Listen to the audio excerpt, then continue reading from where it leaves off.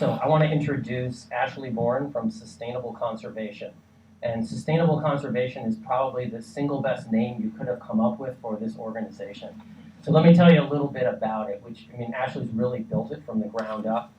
So what they do is they look not only at environmental needs, but the economic models that need to be behind them to make the solution work. So it's all about getting government and business and agriculture on the same page by aligning the incentives around the problem so that the solutions they come up with are sustainable in the long term. So because of that, Ashley received one of the most prestigious awards in the United States, which is the Irvine Foundation Leadership Award for exactly that, innovative problem solving. So with that, Ashley Boren.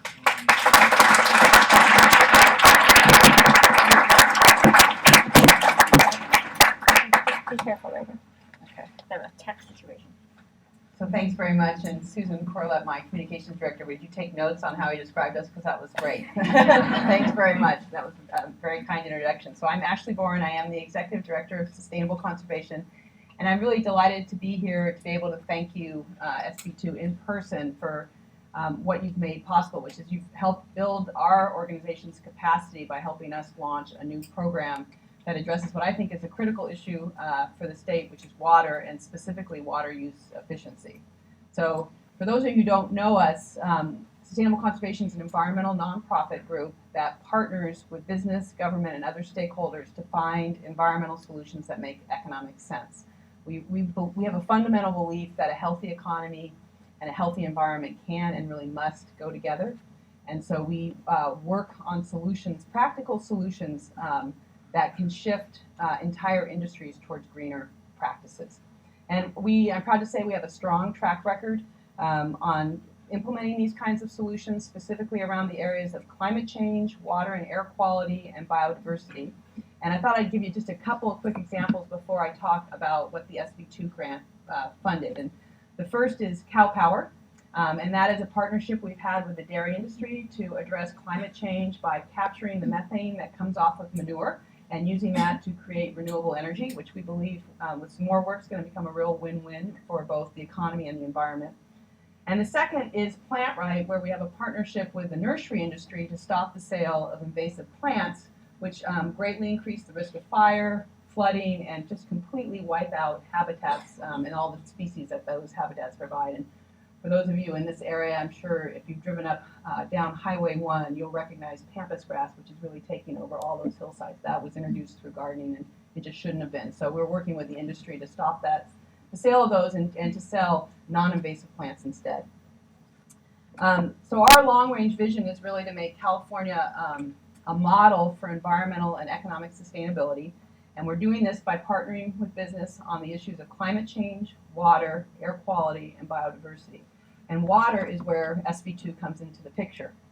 While we've had a strong track record of working on water quality issues with a wide variety of industries to promote practices that protect water quality, we have not done much to date or before this grant in the area of water use, and particularly water use efficiency, so quantity issues. And you know, there's many environmental groups that work on the issues, the contentious issues surrounding the Delta and the San Joaquin River. But when we started to look into it, there's really relatively few, if any, that work at the farmscape level. So we saw an opportunity to leverage the strong partnerships we have with the agricultural sector to start promoting practices that makes farms more water use efficient. And this is really important because agriculture in California uses about 75% of our available water. And if we're going to support a growing population and still have enough water for fish and other species, agriculture does have to become more water use efficient. I want to make sure that you don't think that every farmer out there uses water inefficiently, because that's just not the case. There are a lot of farmers in certain areas of the state where they're incredibly water use efficient, and frankly, I don't think they could get more so. But there are other areas of the state where there just has been no incentive to be more water use efficient, and that's where we're trying to focus our efforts, because there really are significant opportunities there. Prior to the SV2 grant, we did about a 6-month study exactly examining this. Where were the geographic areas? Which crops had the most potential for water use efficiency? And what were the kind of emerging technologies and practices that would make those farms more water use efficient?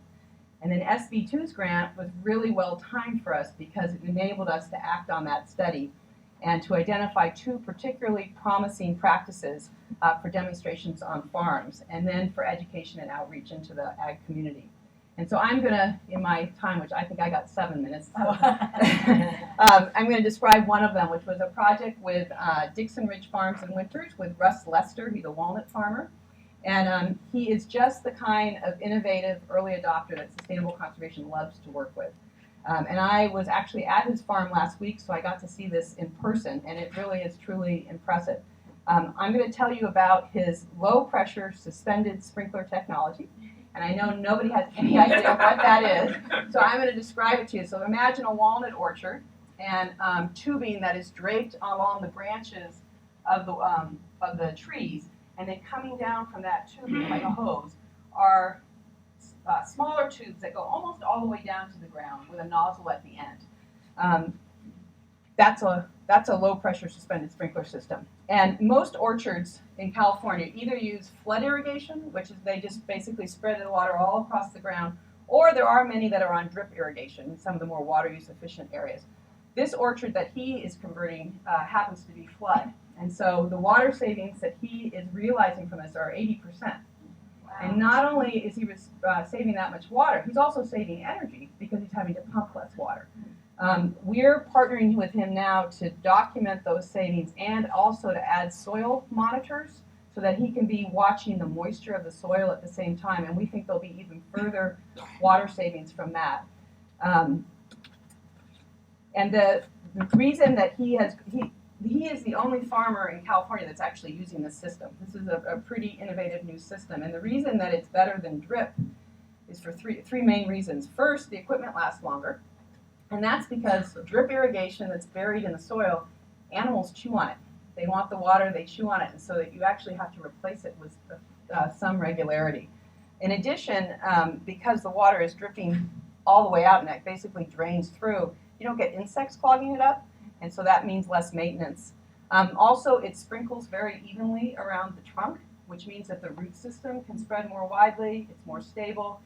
They believe it's really going to increase the longevity of these trees and their hardiness, make them live longer. And then also, he's able to support a really robust cover crop. So if you went to his orchard right now, it's gorgeous. It's all these walnut trees that are bloomy with just beautiful green cover crops and flowers beneath it. And that reduces his air pollution because he's not got bare dirt. And it also supports all these beneficial insects. So he is indeed an organic farmer that can rely on those instead of pesticides.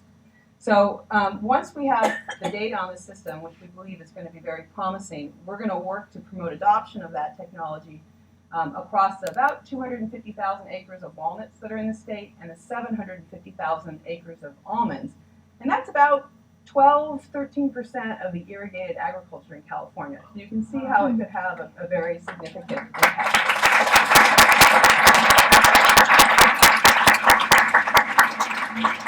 And if we were to achieve just a 5% reduction in the applied water statewide for those two crops, that would be about 200,000 acre-feet. Now, I bet that doesn't mean a lot to you either, but take a guess as to how many households that is. 400,000. That's 400,000 households by that amount of water savings. Another way to think about it, it's over half of the storage capacity of the Hetch Hetchy Reservoir. So it's significant. Keep going. The great things about this is not only are you saving water that we hope will be able to remain in streams or rivers or recharge the groundwater, you're using less energy and carbon, and there's also less greenhouse gas emissions, and this comes from when you have excess water and fertilizer mixing on farm fields, you get nitrous oxide, which is a very powerful greenhouse gas and one that we definitely want to control. So the great thing is it's water savings, but it has all these additional environmental benefits. And one last benefit, which is that for folks that do use fertilizer, you're going to have less runoff off of your fields. You have less nitrates that are getting into surface water or into groundwater. And if anybody has heard the NPR series that's been on the last couple of days about the problems with nitrogen pollution and connection to drinking water, particularly in some of the more less advantaged areas and blue baby syndrome, that is something that we definitely want to be decreasing. So as I said, we're going to be collecting. I'm not going to go into the other one because I don't think I have time, but it's similarly promising. And I just really want to thank SV2 again for helping us launch into this new area. I believe, as I said, it's a really critical issue for California, and I believe it's a place where sustainable conservation with our particular skill set can really have a value-added role and help us have a more sustainable water